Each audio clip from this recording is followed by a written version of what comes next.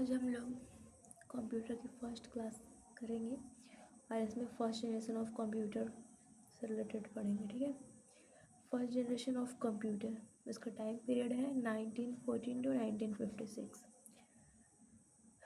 The first generation of computer marked the beginning of electronic data processing.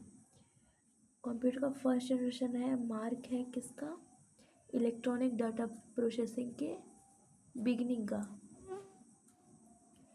This computer used vacuum tube as the main electronic component and were massive machines that filled entire room। ठीक है, इस computer में main electronic component के रूप में vacuum tube का use किया जाता था और जो कि बहुत मैसिव था। इसके लिए बहुत स्पेस चाहिए होता था, मतलब पूरा इंटायर रूम को ये भर देता था। They were developed between 1914 to 1956। ये 1914 to 1956 के बीच में डेवलप किया गया था। Relied on machine language for programming. Programming के लिए मशीन लैंग्वेज का यूज होता था, मतलब कि बाइनरी लैंग्वेज, मशीन लैंग्वेज या बाइनरी लैंग्वेज।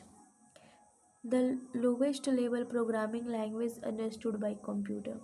और उस टाइम में प्रोग्रामिंग लैंग्वेज का सबसे लोवेस्ट लैंग्वेज कौन सा है? मशीन लैंग्वेज यानी कि बाइनरी लैंग्वेज, सबसे lowest programming language. Key feature है इसका, used vacuum tube for circuitry and magnetic drum for memory. Memory के लिए, और इसका जो इलेक्ट्रॉनिक कंपोनेंट मेन जो है उस वैक्यूम ट्यूब है, इसी का यूज किया जाता था। ये बहुत लार्ज होता था साइज में and required special room for air conditioning, ये इसका फीचर है। मशीन लैंग्वेज यानी कि binary code were used for programming. Programming के लिए बाइनरी लैंग्वेज या फिर मशीन लैंग्वेज का जो कि lowest level of programming language है उसका यूज किया जाता था। Input and output were based on punched card and paper tapes. ठीक है, इनपुट और आउटपुट पंच कार्ड और पेपर टेप पर बेस्ड था। Generated a lot of heat बहुत ज़्यादा जनरेट करता था और इलेक्ट्रिसिटी बहुत ज़्यादा कंज्यूम करता था ये। Component and technology. The main technology behind the first generation computer was vacuum tube. इसका मेन टेक्नोलॉजी है वैक्यूम ट्यूब, ये इंपॉर्टेंट है। विच एक्टेड एज इलेक्ट्रॉनिक स्विच, जो कि एक इलेक्ट्रॉनिक स्विच एंड एम्पलीफायर की तरह काम करता था। Although it enable computation, ये इनेबल भी कर देता था कंप्यूटेशन को। Vacuum tube were fragile and frequently failed, ये फेल भी हो जाता था। मेमोरी स्टोरेज वॉज लिमिटेड, इसका मेमोरी स्टोरेज बहुत लिमिटेड था, जबकि इसमें मैग्नेटिक ड्रम का भी यूज़ किया जाता था। Input and output device include punch card and paper tapes. Paper tapes और पंच कार्ड पर इनपुट और आउटपुट डिवाइस इंक्लूडेड था। While output was typically printed, और आउटपुट जो है वो प्रिंटेड हुआ करता था।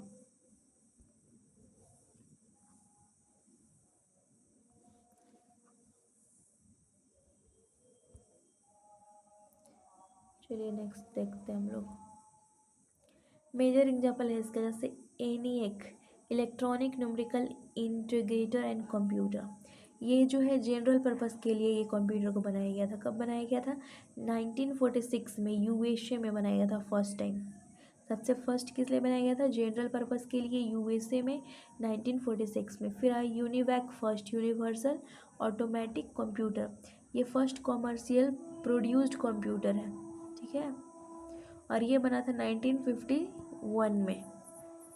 फिर सेकेंड है IBM 701, ये जो है वो फर्स्ट साइंटिफिक कंप्यूटर है जो कि 1952 में रिलीज़ किया गया था। EDSAC, ये यूनिवर्सिटी ऑफ कैम्ब्रिज में बनने वाला ईयरली ब्रिटिश कंप्यूटर है। EDSAC, सैक यानी कि ब्रिटिश वाला, ठीक है। और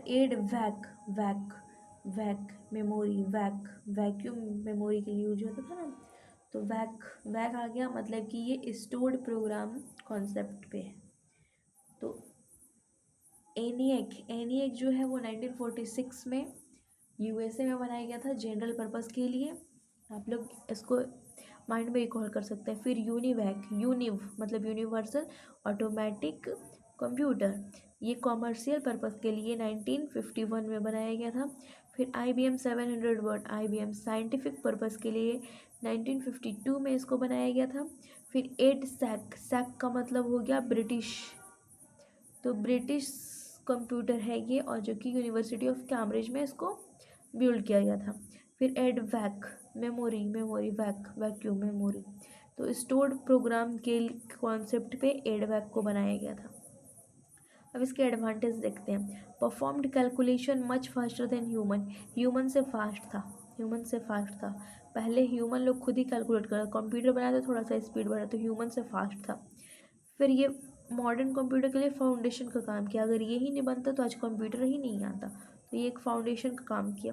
फिर ये साइंटिफिक और मिलिट्री पर्पस के लिए यूज होता था उस टाइम, क्योंकि अगर वो नहीं होता तो थोड़ा सा मेहनत ज़्यादा लगता है ह्यूमन लोग को। फिर demonstrated the potential of electronic computation, और डेमोन्स्ट्रेशन का काम भी इससे होता था।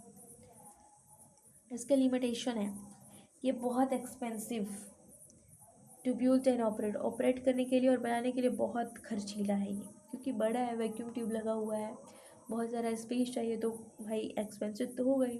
Generated large amount of heat, बहुत ज़्यादा हीट प्रोड्यूस करता है, और इसके लिए बहुत मतलब इन्वायरमेंट सही चाहिए, एयर कंडीशनिंग चाहिए, और ये फ्रिक्वेंटली फेलियर, कभी कभी फेल भी आता है। ह्यूज इन साइज, साइज में बहुत बड़ा है, एंड रिक्वायर्ड स्पेशल एनवायरनमेंट, बहुत बड़ा है, इसके लिए स्पेशल जगह चाहिए, स्पेशल इन्वायरमेंट चाहिए। Limited programming capability and storage capability, programming capability और स्टोरेज दोनों लिमिटेड है, कि हाँ ये बस ये काम कर सकता है, उसके अलावा नहीं, और स्टोरेज भी इसका लिमिटेड है। इसमें इनपुट और आउटपुट स्लो होता है, बहुत स्लो, लेकिन ह्यूमन से फास्ट है। अब इसका हम समरी देख लेते हैं, ठीक है, समरी चार्ट।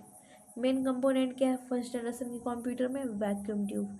मेमोरी डिवाइस के तौर पे किसका यूज करता है? मैग्नेटिक ड्रम का। मेमोरी लैंग्वेज कौन सा है? मशीन लैंग्वेज या फिर बाइनरी कोड।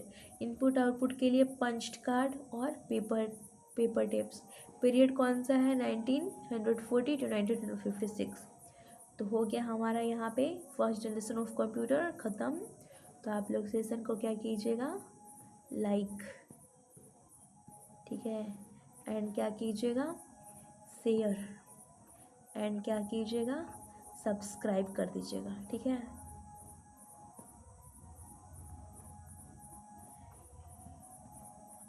सब्सक्राइब कर दीजिएगा, ठीक है, ठीक है। तो अब सेकेंड टॉपिक पे मिलेंगे। Thank you.